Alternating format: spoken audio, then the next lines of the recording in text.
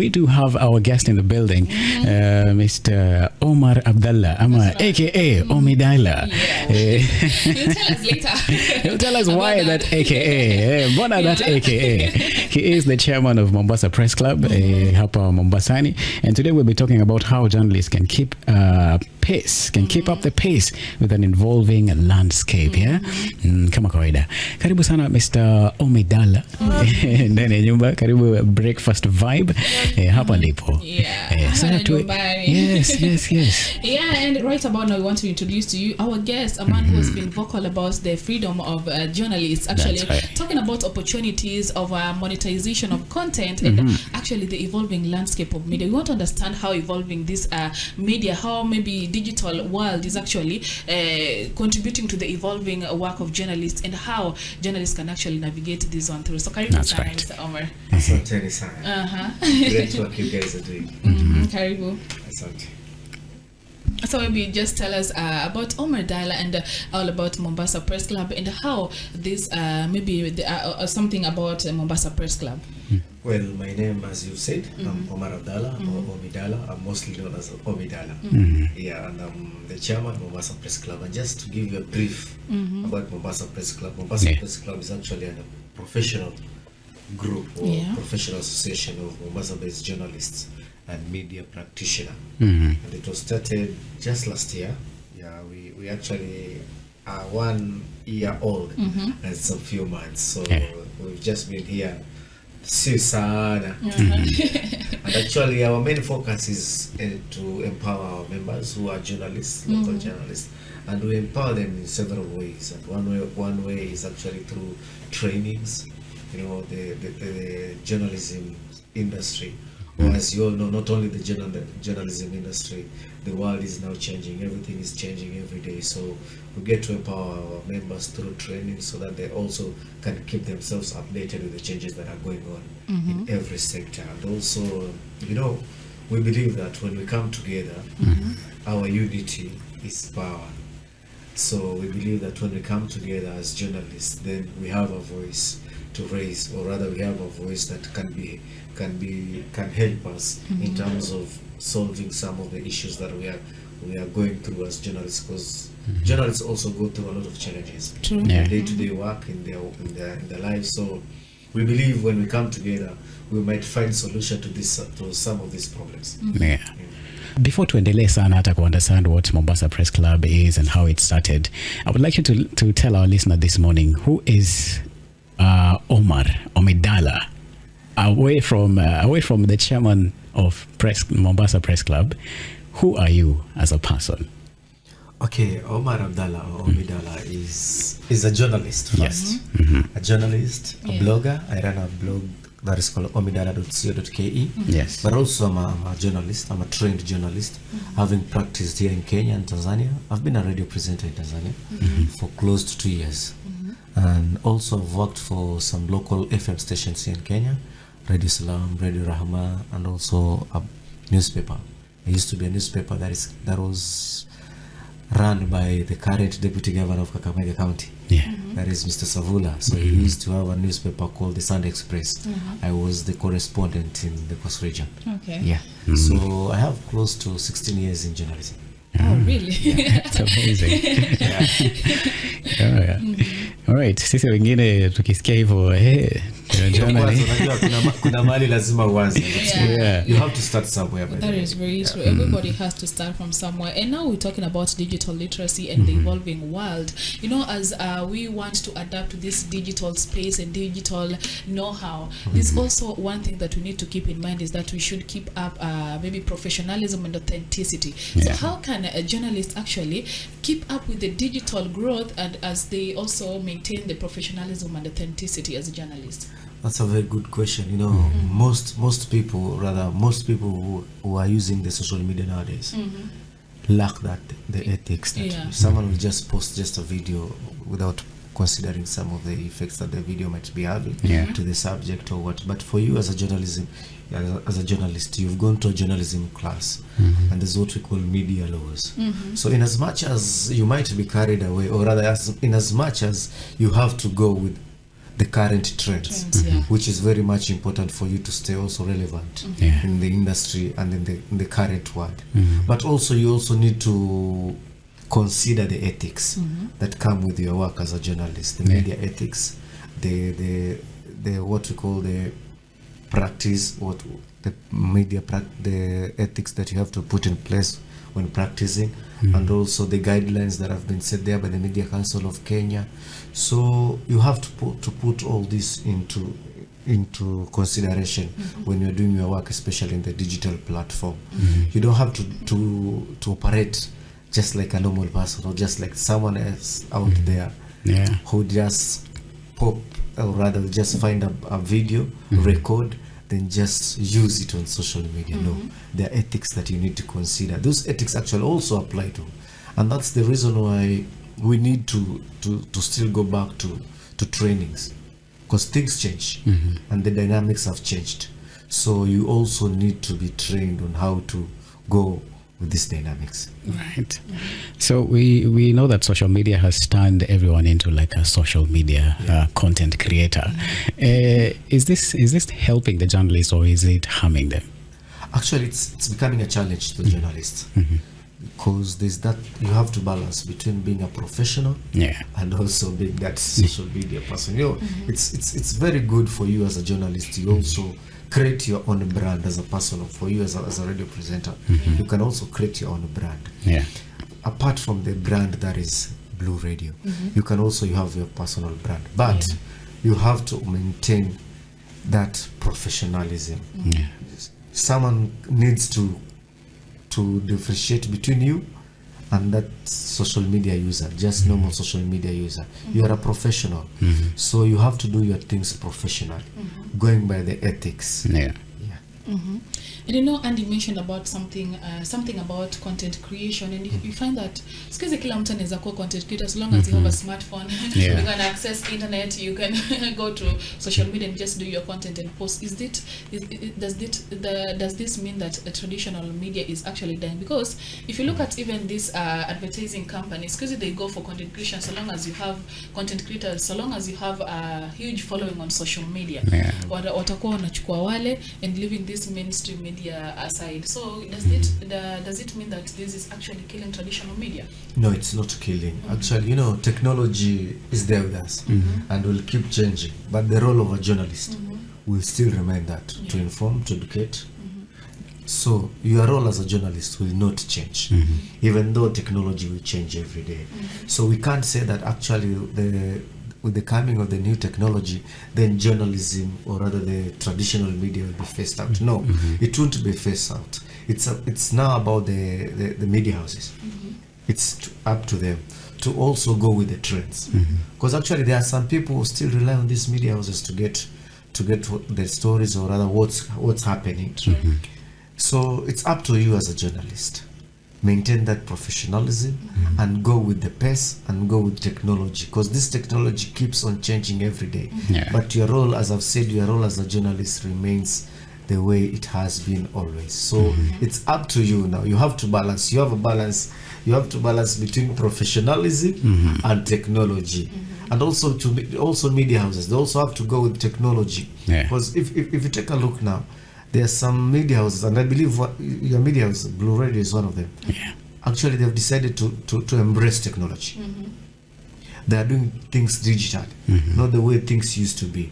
So that does not mean that then if another form of technology or another form of doing things digitally comes next month or what, then Blue Radio will die. No, it won't die. It's now up to you guys. Okay, we have this new thing. We have to go with it. We have to embrace it. We have to be creative on how we are going to do about it. Also, even as we become creative and move with the landscape the way it's going, there are some media houses who are taking in content creators to become like practitioners. Like let's say, for example, they take someone who is a very big content creator, they make them a radio presenter, and this is someone who is not gone through journalism. They know nothing about media. They don't know anything about ethics. How is that killing the journalist who is already graduated, someone who is already well versed in the media industry? You know, these media houses are business, and one thing they're looking to is make the revenues. How are they going to improve their revenues? And if you look at these content creators, they have a huge following. They come with a huge following. So media houses believe that when they bring this comedian to be a radio presenter, to host the breakfast show, this comedian comes with his fan base. So already they have a fan base. They'll reach out to so many people, and that means a lot of revenue. Yeah. However, Media Council has actually decided that, okay, now that this is what media houses are doing, this is what radio stations are doing, we can't stop them. We also need to embrace them. Yeah. So they usually take them through training, different trainings, especially when it comes to media ethics. These guys didn't go to a journalism class, but here they are working in the media industry, working in the radio stations, working in the TV stations. Yeah. So we need to train them on media ethics and how media operates. That's why they are called media practitioners. Yeah. They are not journalists per se, but they are media practitioners. And there are several trainings on media practitioners that actually Media Council usually does on them. But then again, you know, as much as these people are trained, kuna ile journalist mwenye ameenda pale class akasomea hii, so instead of lazima atasikia vibaya. But as I said, unajua hii ni biashara. Na wale wenye hizi media houses pia wanataka kutengeza hela. Na kama nilivyosema, wale comedians au content creators tayari unajua walishajitengenezea brand. Na kuna pesa, kuna following wako nayo. Na ile following inaleta pesa. It amounts to revenue. So wale wenye media they're desperate for making money. So they just have to use these people. And that is why, in as much as they are not trained on journalism, and in as much as they're working in the media houses, there is also a need for them to undergo these trainings. And I've seen some of them have actually wame-embrace pia, wameamua okay, wamejikubali, they're in the media industry. Some of them have decided to go back to class and study journalism just to be on the know-how.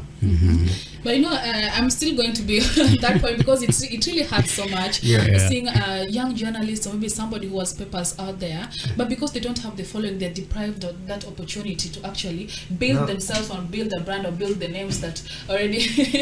that also brings out the point that you've studied journalism, you've gone to a journalism class.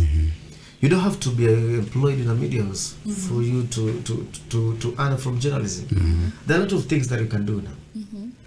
You can become a consultant. There are so many people out there who are looking for the services of a trained journalist. Because actually a journalist is a communicator. You are very good at communicating.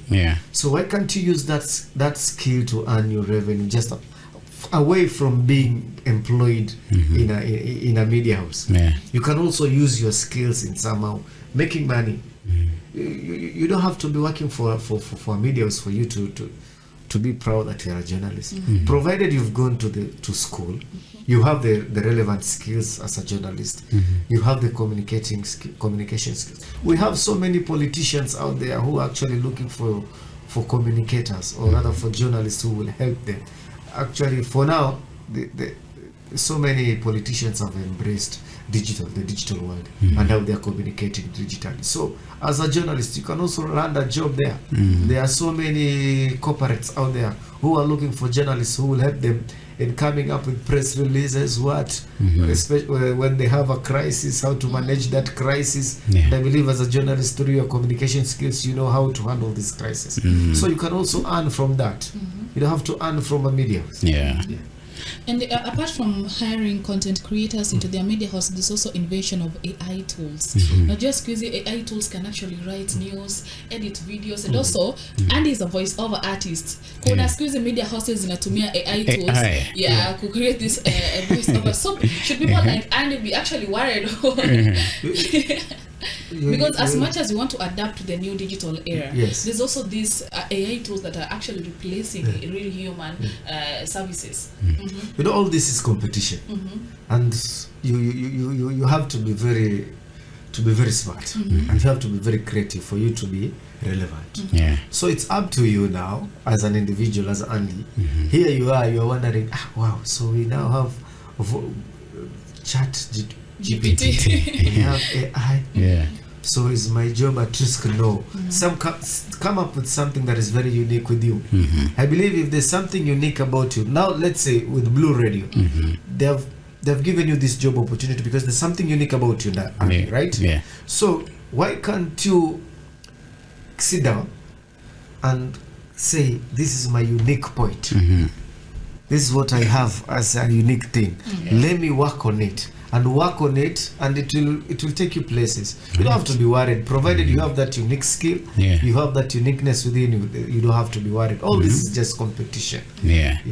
And it's very healthy. Competition is very healthy. I agree. Is there any skills that a modern journalist needs to have that was not necessary like 10 years ago? Yeah, and one of them is just that skill of using AI, or the skill of using the current platforms that are there. We didn't have X. We didn't have TikTok back then. But now we have X. We have TikTok. We have Facebook. We have AI.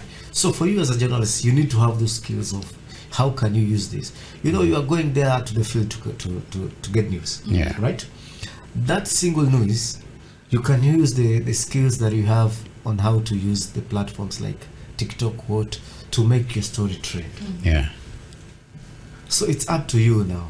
That's why I'm saying there's also a need for our journalists to join some of these associations, because actually through these associations you get to be trained. Because you can't be trained as an individual. A partner cannot just come and train you as an individual. They only want to train a group of people. And the only way that they can get a group of people is through these associations. So when you join this association, through this association, you'll benefit from trainings that actually, those trainings will give you the necessary skills on how to use some of these new platforms. Fake news and misinformation. In the outburst of so many content creators outside here, we've seen countless times on TikTok mahali unaambiwa ati kulikuwa na drugs inachoma mahali, kumbe ilikuwa tu a tile just burning outside.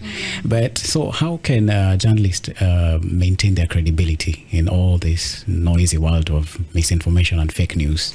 You know, news is factual. And for you as a journalist, credibility is very important. And credibility comes in the information that you are giving out. Is it factual? It has not been tampered with. It's not a false information. So for you as a journalist, credibility is what will put you away from normal content creators. So you just have to be credible. You have to make sure that the kind of information that you're sending out or you're sharing is verifiable. You verify the information. The information is credible. It's factual. So you don't have to come. You find a video on TikTok, just like you've said. People saying, kuna madawa yanachoma mahali, and people are just showing video of tires being set on fire. So for you as a journalist, you just need to get to the ground and verify this information, this factual, before you go around and share. So just be credible. Another verify issue is information, verify your sources. Another issue would be, let's say for example they're telling the right story, it's credible, but you as a journalist have been deployed in the ground to go tell that story. But the moment I get to the studio, the story is already out there. So what should I do? And that's where you have to be creative, and that's where there has to be that difference between you as a journalist and that person who is just sharing the story for the sake of sharing the story, letting people know that this is happening. For you as a journalist, you have to go deep. You know, someone will just share a story, kuna mwizi anachoma hapa, kuna mwizi anachoma. But for you as a journalist, you can come up with that story and package it in a way that audience that out there, through that small package that you've shared, will get every information, very factual, and what he or she needs to know. I want to take you back a little bit to a certain time where, let's say, blogging was not actually viewed, maybe was viewed with a lot of skepticism by the traditional media. That was way back in 2012 when you actually earned an award from your blogging. So tell us, maybe, is it your upbringing? Did you grow up in the coastal region, or maybe what really drew you into this blogging career? You see, this was just a time when blogging was actually finding its foot in the coastal region. So tell us about that. Yeah, I grew in Mombasa. I went to school in Mombasa. So, you know, why I started blogging? It's just like you said, kupata kazi katika media, it's hard. It's not easy getting a job in media houses. Especially with this industry of ours, you know, it's somehow we can say watu ni wengi, kila mtu anataka kuwa mwandishi wa habari. And the funny thing is, ukimuuliza mtu hata kuwa mwandishi wa habari, atakwambia mimi nataka kusoma habari pale ndio kama Lulu Hassan, kama Rashid Abdalla. Anyway, so with me I sat down and I gave it a thought. Nikaona nimesomea journalism, I know how to write. Na wakati huo unajua ndo nanio blogspot ndo ilikuwa inaanza, hii WordPress ni. Nikasema sasa kuna hii platform naweza tumia mimi mwenyewe kuweka vitu vyangu. Kwa nini nisifanye? Na nimesomea journalism, najua kuandika, kama ni kuandika Kiingereza najua, kama ni kuandika Kiswahili najua. Kwa nini nisifanye? So that's how I started. And the funny thing is, mimi ndo nilikuwa kama waanzilishi hapa. Kuanza hivyo tu taratibu unaenda unapata matukio unaandika. Unajua si kila tukio linakuwa published kwa hizi media zetu. So it ikawa popular kiasi sababu kuna habari watu walikuwa wanatamani sana kuzipata, lakini hawazipati katika hizi traditional media houses. Kwa haya magazeti yetu, kwa maredio nini, sababu ya editorial policy, vitu kama hivyo. Lakini wakija wakifungua online wanapata mimi nimeandika. So hivyo taratibu tu ikaja ikajulikana. And the funny thing is, hii blog ndio ilifanya mpaka nikapata kazi Tanzania. Because actually I used to write a lot of entertainment stories, especially the gossips, showbiz nini. So kuna wakati mmoja nakumbuka I received a call and it's 255 plus 255. Nashinda nani ananitafuta kutoka Tanzania. So I just received that call. Then from the other end, a guy introduced himself. He's, I don't know, Mr. Richard from Kiss FM Tanzania. Are you the one who runs omidala.co.ke? Because I put my contacts pale. Nikamwambia yes, mimi ndo na run omidala.co.ke. Nikamwambia okay, we've seen you're writing a lot about the entertainment industry. And for us at our radio station, we are looking for someone who's knowledgeable and who understands the industry. Wakaniuliza, do you know about the industry well? Nikamwambia yes.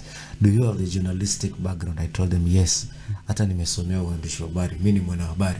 Bali na kuandika hapa tu kwa online, kwa blog, mimi ni mwanahabari. So they set a date for me to go for the formal interview. So I went for the interview. Nimemaliza interview, wakaniambia wewe umeshapata hii kazi. And that's how I got the job. That's amazing. Yeah, that's really amazing. So unaona ile platform tu nilianzisha kiutani kimzaa, at least ilikuja ikanisaidia. So and actually those days, hata mpaka size, it's not that watu wameembrace hizi media uzati wanaona kambe hawa wa bloggers ni wenzao. Hapana. Kuna vile wanaona kambe wao there at least wako juu kidogo, but all in all they're all sharing the same information. They're all in this sector information and news gathering. So we are all the same people. We are all together. All right, wacha tuzungumzie story ya the press clubs. Let's say for example hii Mombasa Press Club. Ilianza vipi? Ilianzishwa na nani na ilianzishwa kwa sababu gani? Unajua Mombasa Press Club, it's a baby. Media Council of Kenya. The Media Council of Kenya, it's actually the regulator of the media industry in Kenya. So walikaa chini wakaona unajua saizi tuko in terms of counties, majimbo. Wakaona kuna shida, waandishi wetu wa habari wanapitia shida huko kwa majimbo yao, huko vitongojini, huko chini. Why don't we come up with something ambayo itaweza kuwasaidia wao wenyewe? Maana sisi tuko Nairobi kama Media Council of Kenya, but wale waandishi wa habari wako chini kule nyanjani. They understand better some of the challenges that they go through.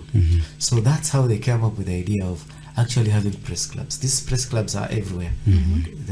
Every county I believe has their own press clubs, except some few bado ndo zinakuwa formed. But the main purpose or the main idea behind having this press club is actually to empower those journalists, to have them to have them empowered, through these press clubs, through their local press club, Yeah. their local leadership, and like being empowered directly by the Media Council of Kenya. You know, the Media Council of Kenya, it's a parastatal, it's a government. A government can come to you as an individual to empower you as an individual, as Andy. It has to come in and empower a group of journalists. And through the press clubs, they can actually empower you journalists, mukiwa wengi. So empowerment of journalists is one of the major areas. And also to look into welfare ya waandishi wenyewe.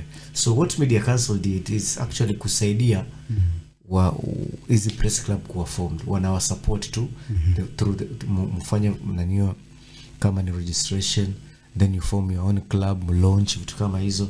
Na pia kuna kidogo grants huwa wanasaidia which is very good, inatusaidia sisi kama clubs, kama waandishi wa habari. So actually Media Council has no business in running these press clubs. That's why there's a leadership in every press club. There's chairman and there's the executive committee, the executive team. So it's the executive team that runs the press clubs, because wao ndo wanaelewa waandishi wao na wanaelewa nini ni changamoto gani wanapitia. That's amazing. Who is able to join these clubs? Can a blogger join this press club? No, this press club is actually meant for journalists and I've said media practitioners. Yes. Wale watu tayari wako kwa media house, wanafanya kwa media house. Because actually one of the requirements for you to join a press club, you need to have a press card. Ile press card ile inatolewa na Media Council of Kenya. You need to have that. That means you are an accredited journalist or a media practitioner. Right. So for you to be a member of a press club, you need to be accredited by the Media Council of Kenya. You need to have that accreditation kwa wewe kweli you are practicing journalism. Yeah. And I want us to talk about something about monetization, because one of the reasons as to why these press clubs were launched is to help the journalists actually monetize their content in this digital era. And you find that there are journalists who actually just decide to create their podcast and just post their contents on social media. And before that, I wanted maybe to ask you to give us distinctive features between a press club and newsroom, because somebody could be confusing the two. Maybe their contribution to the their contribution to the media houses. So maybe that is what I want us to talk about next, about the monetization of content of journalists in the digital era and how they can actually go about this one, because a journalist might be listening out there but they don't know how to actually do this, and also the distinctive features between press club and the newsrooms and their contribution to the media houses. You know, a press club is not a newsroom. As I said, press club is just an association that brings together journalists from several newsrooms to cut across. So journalists, we have membership from different media houses. But at the press club, we have our own website where our member is free to share their stories. And as you've said, monetization is it's actually a very big thing now. Especially when it comes to content creation. And this is one of the things that actually, as Mombasa Press Club, we are taking it very, very, with a lot of importance. You see, because we believe, or rather we want to empower our members to also make that extra coin from their work. And that can only come through monetization of their content. True. Actually, if you take a look at the Mombasa Press Club now, we've managed to have a team that actually is doing its own content. We have Life in Focus, CTN, that is the Coast Television Network. Actually, they are doing their own content creation, and that has come from the media, from the Mombasa Press Club. Because actually, if you go to their hub, we have a hub as a Mombasa Press Club that was established by the Media Council of Kenya. It's being supported by the Media Council of Kenya. At the hub, we have a studio where actually our members and all other journalists can come and create their own content, and through that you can create your content and have it monetized. And monetization of your content, as I've said, is one of the key issues that actually is Mombasa Press Club we are doing. We want to ensure that actually our members are actually equipped with the necessary skills when it comes to monetization, because there's a lot of money out there in the digital world. It's just that actually we've not yet known how to go about it. So as Press Club, we are going out of our way to ensure that our members are trained and actually empowered when it comes to matters called monetization of their content. It's really amazing because as much as we write, as much as we tell the stories, we need to get you need to get something that chooms at the end of the day. Yeah, actually, it's all about it's all about making money. Yeah, because without money, yes. You know. All right, so let's speak about the journalists' freedom when they're covering stuff hapa nje. Umeona so many times, especially time ya maandamano, kama kuna any altercation, kuna journalists wanajipata pabaya, wengine wanachapwa, wengine wanashikwa, wanafanywa mambo mengi kama hayo. So how can journalists have the freedom of knowing that they are protected outside here when they go to cover any story? Wakuwe na uhakika kwamba hata wakienda pale nje wapatane na polisi wafanye nini, wakuwe tu na ule uhakika kwamba wako safe. Unajua kazi ya mwandishi wa habari, media freedom is protected under the constitution. Yeah. So for you as a journalist, whenever you are out there in the field doing your work and making sure that actually you've abide to all the laws, then there's nothing for you to worry. Yeah. Because actually, first and foremost, the constitution is protecting you. And that's why we are also here as the Press Club, and also why we have the Media Council of Kenya, we have Kenya Correspondents Associations, we have Kenya Union of Journalists. All these bodies are here to protect you as a journalist whenever your right is infringed. Yes. So let no one akutishe usifanye kazi yako.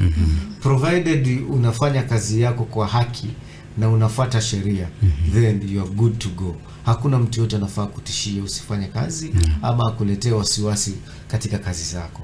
Na ukipata kitu kama hicho, you can easily get to us and we will be there to assist you as a journalist. Yeah. You know, apart from the physical harassment, there's also the online intimidation. Sometimes you have cyberbullying and harassment. Some journalists actually face cyberbullying on social media and maybe online spaces. So maybe how can they protect themselves apart from the protection that you give them as well? And just to add on that, for example, to Larry Mado, we've seen. Yeah. You know, you have to go through the training to know how to navigate all these things. Because actually, if you're not trained on how to do these things, or if you have a thick skin, utalia kesho and you feel like because there's a lot of trolling, there's a lot of shaming. So there are skills that you need to have, and you can acquire these skills through training. Yeah. That's why I've said that training, empowerment is part of our agenda as Mombasa Press Club. And also, apart from just being the chairman of the Mombasa Press Club, I'm also the chairman of the Kenya Correspondents Association. And actually, we do mentorship to some of the upcoming journalists on how to navigate these issues. Because actually, the digital world has its own benefits and also disadvantages. I mean, advantages and disadvantages, especially to our journalists. And some of these advantages ni vitu kama hizo zenye mmezungumzia, cyberbullying, trolling, what. So we have to take you through training on how to navigate all this and how to handle yourself, especially when you're dealing with the digital space. You have to know how to handle yourself. So we have several mentorship programs that we take them through on how to navigate all this. Yeah. Okay. And in 2026, do you think that journalism is still a viable career? It is. Journalism will always be there. That's why you're called the fourth estate. The fourth estate will always remain to be there. Yeah, because the people out there are relying on you. Now that, especially now that we are going to election, people will rely on journalists. Yes. What is going on? Who is the most popular candidate? Yes. But maybe further from that, unajua kuna hii tendency of people telling people that unajua wewe unaenda kusomea journalism na unaona nani amekaa pale 10 years, wewe so what mindset should a new journalist coming with in the media? It's all about creativity. Na wewe mwenyewe kujielewa, kujijua. Yes. This is your niche. You don't have to sema unaenda kusomea journalism sababu unataka tu kuwa msomaji wa habari. Ama unajua kuna pesa fulani utapata. What other unique quality or feature or skill do you have that you can use? That's why unaona siku hizi hata ukiangalia wasomaji wa habari wengi kama vile nilivyosema, they didn't study journalism. These are people who have another unique skill or profession, like doctors, mwingine ni mtu wa finance, but ako pale amewekwa pale sababu ya sura na sauti. But ukiangalia kazi yake nyingi unaweza pata ni mtu wa financial matters, ni daktari nini. So you need to have something unique. Usiseme tu basi wewe umeenda umesomea media law, media ethics, umesoma news writing, umesoma radio presentation, basi you deserve a job in them. No, this industry is very competitive, and it will only stand out if you're unique. Come out with something that is unique. Get yourself a niche. Ni niche gani unaendana na wewe ambao unaiweza, then pursue that, na hutalalamika, mambo yatakuwa mazuri kabisa. We have 4 minutes to the top of the hour, na tumezungumzia mambo mengi zaidi hapa na tumeweza kuelimika vizuri zaidi, na tumai kwamba pia msikilizaji wetu pia anaendelea kujielimisha kuhusiana na press freedom na mambo ya jumla katika wanahabari. So tukimalizia, what gives you hope about the future of journalism in Kenya as Omidala? What gives me hope is that people still yearn for information. People want information, and people want factual information.